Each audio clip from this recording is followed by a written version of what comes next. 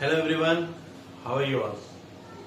Well, अब तक हम कर चुके हैं 6.1 एक्सरसाइज के 20 क्वेश्चंस, जिसे मैंने दो पार्ट में करवाया, पार्ट 1 और पार्ट 2 में। आज हम 6.1 एक्सरसाइज आगे करेंगे, application of linear inequalities, that is part 3। तो चलिए शुरू करते हैं वर्ड प्रॉब्लम्स के साथ और एक्सरसाइज का 21st क्वेश्चन। लेट अस सी क्या कहता है ये 21st क्वेश्चन में। 21st क्वेश्चन में कहता है 21st में रवि ऑब्टेन, अरे वाह मेरा नाम ही आ गया है, Ravi obtain 70 and 75 marks in first 2 unit test. School में यूनिट टेस्ट हुए मैथ के, और उसमें वैसे पेपर में नहीं लिखना कि मैथ के, उसमें पहले यूनिट टेस्ट में लिए 70 और दूसरे यूनिट टेस्ट में लिए 75 मार्क्स। कहते हैं कितने मिनिमम मार्क्स वो ले तीसरे टेस्ट में to have an average of at least 60 marks. कम से कम 60 मार्क्स के लिए वो कितने मार्क्स अटेन करें। देखो, इस क्वेश्चन में हमें निकालना क्या है? हमें निकालना है एवरेज, मिनिमम या एटलीस्ट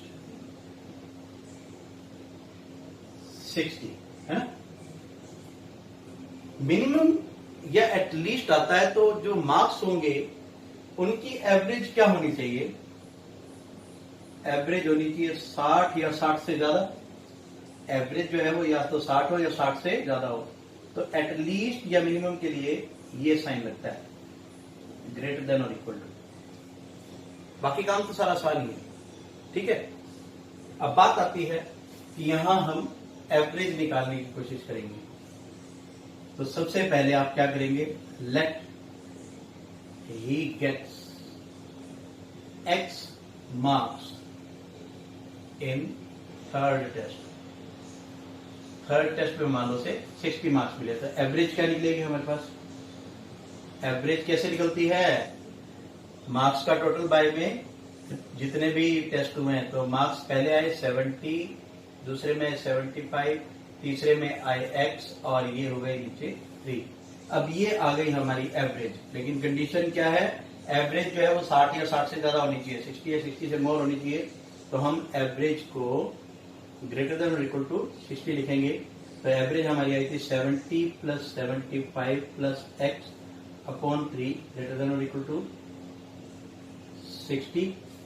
चलिए आगे अब इसको सॉल्व करना आप जानते ही हैं। 145 प्लस x, 3 को उधर ले जाते हैं, मल्टीप्लाई हो जाएगा। क्योंकि ये पॉजिटिव है इसलिए हम ले जा सकते हैं, नेगेटिव होता तो इनइक्वालिटी की डायरेक्शन चेंज हो जाती। 180, x की वैल्यू क्या हो जाएगी? Greater than equal to 180 minus 145, x is greater than equal to, minus करेंगे 5 3। मतलब थर्ड टेस्ट में अगर वो 35 मार्क्स भी ले लेता है, मैं नहीं, वो 35 मार्क्स भी ले लेता है, तो उसकी एवरेज जो है वो कम से कम 60 हो जाती है, 60 से ज्यादा भी हो सकती है। और जिसने पहले 70-75 लिए हो तो वो आगे 35 थोड़ी लेगा। वो बात अलग है कि कुछ बीमारी हो जाए तो, है ना। प्लीज पॉज करके नोट कर लीजिए। इससे जो नेक्स्ट क्वेश्चन है 22nd, वो बिल्कुल सेम इसी की तरह है। क्या करना होगा? उसमें भी 5 मार्क्स हैं, जिसमें से 4 दे रखे हैं, सुनीता ने लिए हैं, और 90 से ज्यादा उसकी एवरेज होनी चाहिए। तो एक x मान लीजिए, 4 को ऐड करके उसमें x के साथ बाय 5 करके ग्रेटर देन और इक्वल टू 5 कर दें।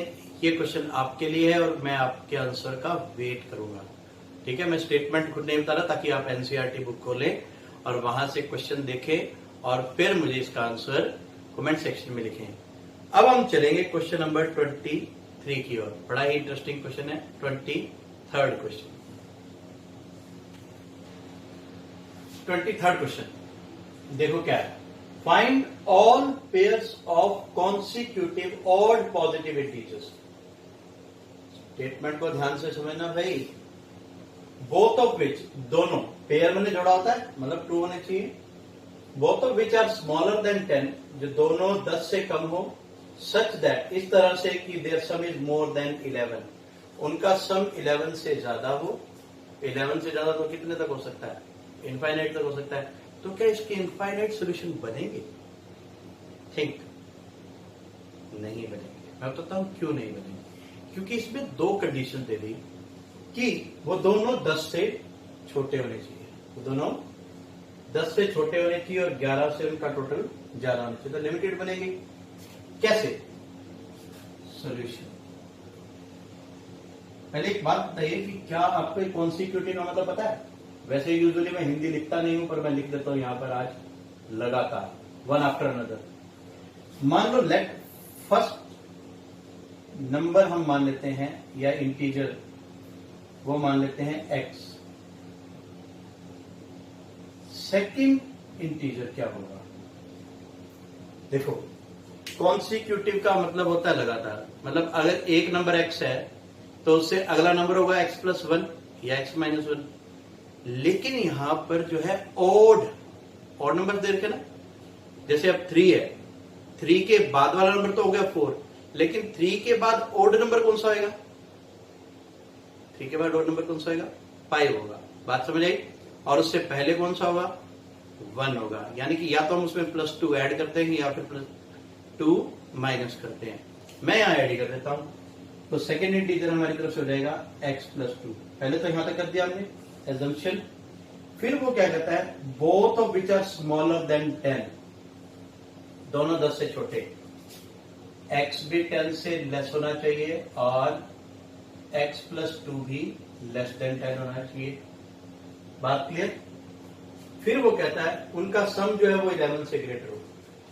यानी कि फर्स्ट नंबर और सेकंड नंबर का जो सम है, कंडीशन लगा रहे हैं यहां पर सेकंड, वो है x+x+2 जो है वो ग्रेटर देन होना चाहिए। ग्रेटर देन हो ना, सिर्फ ग्रेटर देन 11 होना चाहिए। ठीक है जी। चलो अब शुरू करते हैं इसको करने का प्रोसेस। x और x ऐड करेंगे 2x greater than 11 minus 2, 2x greater than 9, x greater than 9/2, that is 4.5। यानी कि 4.5 से बड़े इंटीजर्स कौन कौन से होंगे? ओड 5, 7, 9, 11, 13। मैं एक बार जान करके लिख रहा हूं 15। ठीक है जी। और x+2 कितने होंगे? ये हो गए x सारे के सारे। इसके साथ x+2 होगा 7, इसके साथ होगा 9। मतलब अगर पेयर बनाते जाए तो 5 के साथ पेयर बनेगा 7 का। अब यहां बनाते हैं। पहला पेयर बनेगा 5 और 7, दूसरा पेयर बनेगा 7 और 9, तीसरा पेयर बनेगा 9 और 11। ठीक है। अब ये देखो, मैंने 9 तक क्यों लिखा, आगे 11, 13 क्यों नहीं लिए? उसका रीजन है कि x जो है वो 10 से छोटा होना चाहिए और x+2 भी 10 से छोटा होना चाहिए। अब यहां तो क्या है कि एक 9 है और एक 11 है, परंतु यहां x+2 जो है वो लेस देन 10 नहीं है, तो ये वाला आंसर भी नहीं होगा। सो रिक्वायर्ड पेयर्स क्या बनेंगे? एक बनेगा 5, 7 एंड 7, 9। ये बात तो आपको समझ आ गई होगी। 9, 11 क्यों ले लिया? क्योंकि एक तो 10 से छोटा है, लेकिन x+2 भी, यानी कि दूसरा नंबर भी 10 से छोटा होना चाहिए था। यहां 11 आ गया, वो छोटा नहीं है। बाकी इनका टोटल देख लो, ये 12 है 11 से बड़ा, ये 16 है, ये भी 11 से ग्रेटर है। तो ये पेयर जो है वो हम नहीं लेंगे, छोड़ देंगे। क्यों छोड़ देंगे? रीजन वही है कि इनमें से एक पार्ट जो एक नंबर है 11, वो 10 से छोटा नहीं है। प्लीज पॉज करके क्वेश्चन को नोट कर लीजिए। नेक्स्ट जो क्वेश्चन है 24। अगर मैंने ये क्वेश्चन करवाया तो मैं एक्सपेक्ट करता हूं कि आप 24 अपने आप कर सकते हैं। And again I am waiting for your answer.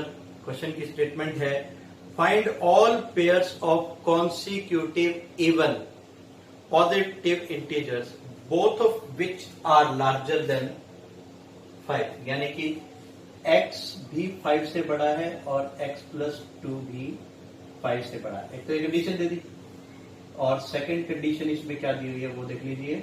बोल देता हूं मैं आपको, सेकंड कंडीशन दे रखी है कि उनका सम जो है, यानी कि फर्स्ट नंबर और सेकंड नंबर, इनका सम लेस देन 23 दिया हुआ है। I am expecting your answer. Let's wait. Who answers first?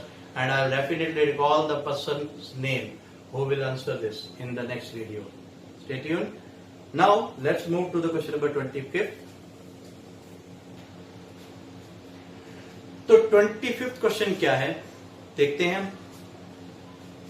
Longest side of a triangle is 3 times the shortest side, and the third side is 2 centimeters shorter than the longest side. The perimeter of a triangle is at least 61 centimeter. Find minimum length of shortest side. देखो, सबसे पहले इसी बात कर लेते हैं हम perimeter की। पेरीमीटर ऑफ ट्राइंगल जो देखिए वो एटलीस्ट देखी है, कम से कम 61 है ना। तो आप कह सकते हैं कि पेरीमीटर जो है दैट इज ग्रेटर देन और इक्वल टू 61। बस इसी के ऊपर टिका हुआ सारा क्वेश्चन। बाकी तो प्रैक्टिकलिटी हमें दी हुई है।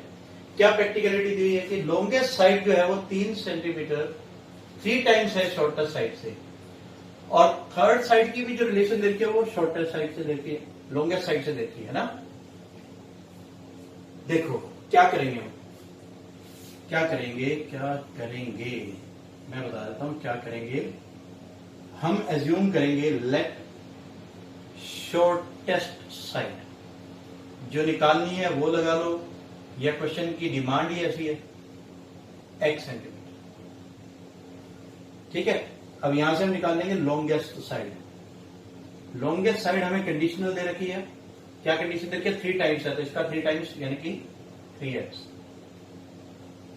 ठीक है, अब जो थर्ड साइड होगी वो क्या होगी? Third side will be longest side से 2 सेंटीमीटर शॉर्ट। ये है लॉन्गेस्ट साइड, इससे 2 कम। ठीक है जी। अब बात आती है पेरीमीटर की। पेरीमीटर क्या होती है? पेरीमीटर होती है length of the boundary. Perimeter किसी भी चीज की लगा लीजिए, वो होगी लेंथ ऑफ द बाउंड्री। और लेंथ ऑफ बाउंड्री कैसे निकलेगी? मान लो एक ट्राइंगल है, मान क्या लो है ट्राइंगल, ये तो इस ट्राइंगल की तीनों साइड को ऐड कर दीजिए, यहां से और फिर यहां तक तीनों साइड को ऐड कर दीजिए, वो होती है पेरीमीटर। तो पेरीमीटर होगी यहां पर तीनों साइड्स का सम x plus 3x plus 3x minus 2। हमें कंडीशन क्या दी हुई है? कंडीशन दी हुई है पेरीमीटर इज ग्रेटर देन और इक्वल टू 61।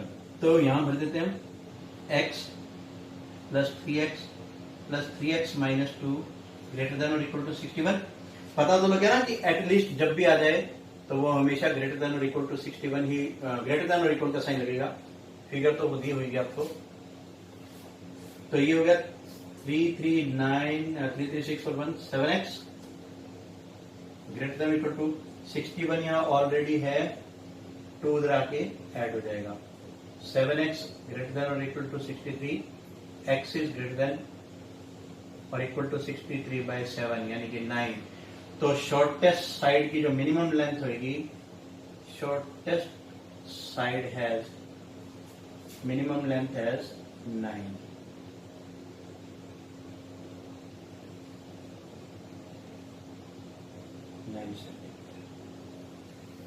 लास्ट में आंसर जरूर लिखना चाहिए, मार्क्स लेने हैं पूरे को, है ना। हाफ मार्क का होता है ये चेकिंग के दौरान, एग्जामिनर चेक करता है तो हाफ मार्क देता है अगर आपने आंसर दे रखा है तो। पर ऐसा नहीं है कि सारा छोड़ के सिर्फ आंसर लिखा हो, ऐसा भी नहीं होता। पूरा सॉल्व करने के बाद यहां तक छोड़ दिया आपने तो उसके बाद ये हाफ काट दे, लेकिन पूरा लिखा होना चाहिए। प्लीज पॉज करके नोट कर लीजिए। 26 क्वेश्चन, थोड़ा सा ये अलग सा क्वेश्चन है, इसको समझने में बहुत बहुत मजा आएगा। ठीक है, बड़ी प्यारी प्यारी बातें इसके अंदर हम डिस्कस करेंगे। अब प्यारी कैसे? देखो जो चीज समझ आ जाए वो प्यारी, जो ना आए उसे अपना बना लो तो वो और प्यारा हो जाता है।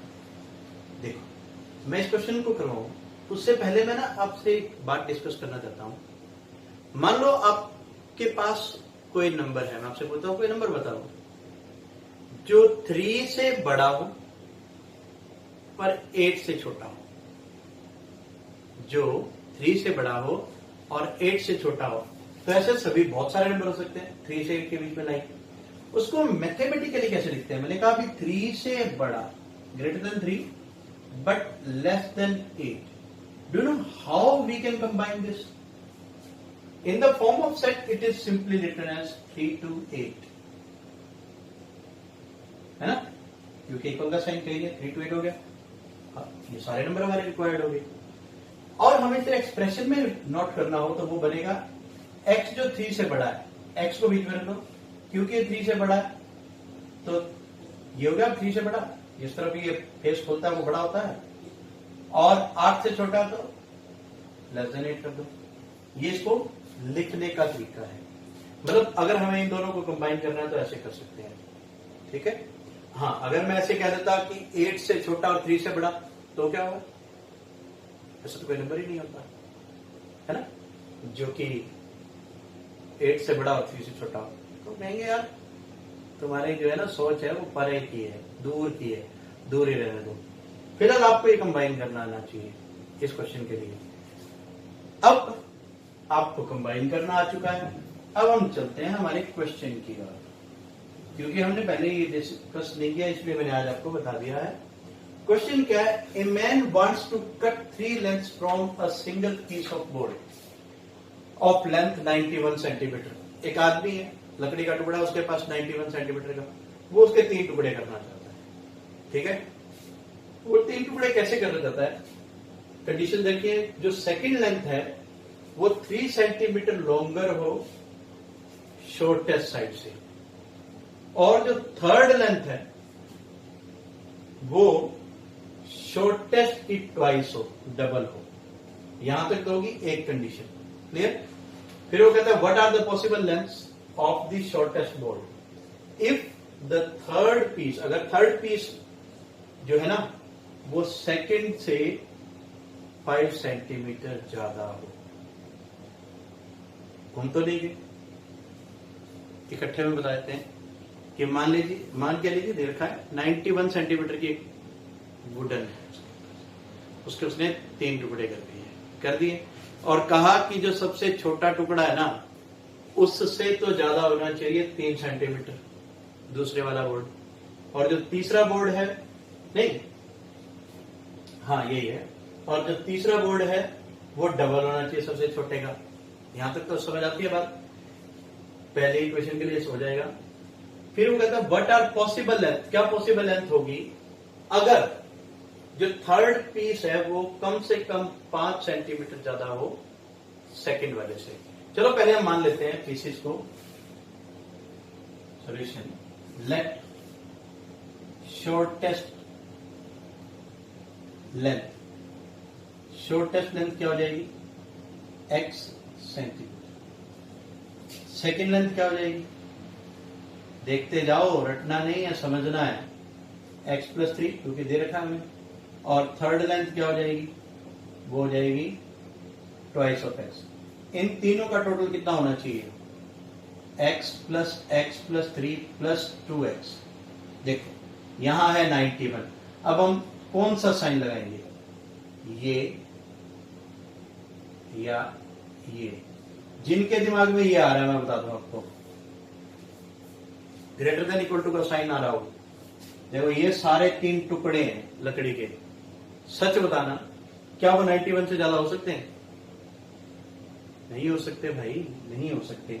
जब वो 91 से ज्यादा नहीं हो सकते तो वो कौन सा साइन आएगा? लेस देन का, यानी कि एट मोस्ट है, एट दी मोस्ट, सबसे ज्यादा।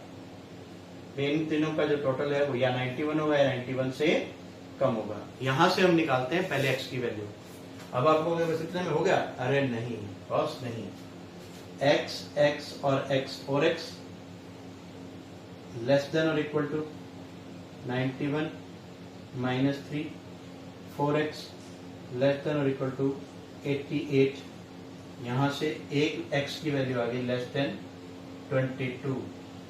तो कई बच्चे यहां तक क्वेश्चन करके छोड़ देते हैं कि हाँ अभी छोटी लेंथ निकालनी थी, आ गई 22 आ गई, ठीक है, फिर वो पीछे जाके ना आंसर नहीं देखते बुक का, देखना चाहिए, हमें हमारी गलतियां पता लगती हैं।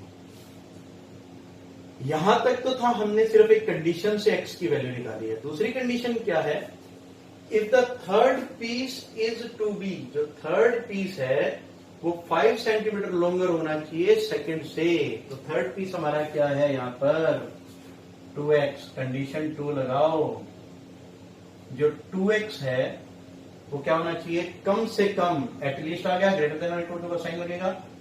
सेकंड साइड क्या थी x+3, इस x+3 से कितना ज्यादा होना चाहिए, 5 मोर होना चाहिए।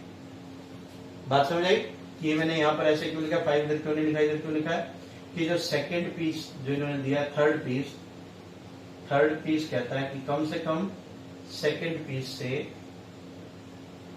5 ज्यादा। इसे और सॉल्व कर लेते हैं, 2x, x इधर आ जाएगा, greater than equal to 8, x is greater than equal to 8। हाँ जी, x के दो आंसर आ गए, एक आ गया ग्रेटर देन इक्वल टू 8 और एक आ गया लेस देन और इक्वल टू 22। जो इस क्वेश्चन की स्टार्टिंग में मैंने आपको एक एग्जांपल दिया था, कोई नंबर 3 से कम और 6 से 3 से ज्यादा और 6 से कम हो, तो उसको कैसे लिखते हैं, उसी फॉर्मेट में से बदल दीजिए। मतलब भी समझ लीजिए कि x की वैल्यू 8 से ज्यादा, 8 से ज्यादा और 22 से लेस देन और इक्वल टू, तो क्या होगा, बीच में x लिखेंगे, x 8 से बड़ा तो 8 लेस देन और इक्वल टू x हो गया। अगर वैसे इसको उल्टा करके लिखे तो ऐसे भी लिख सकते हैं ना, लिख सकते हैं कि नहीं।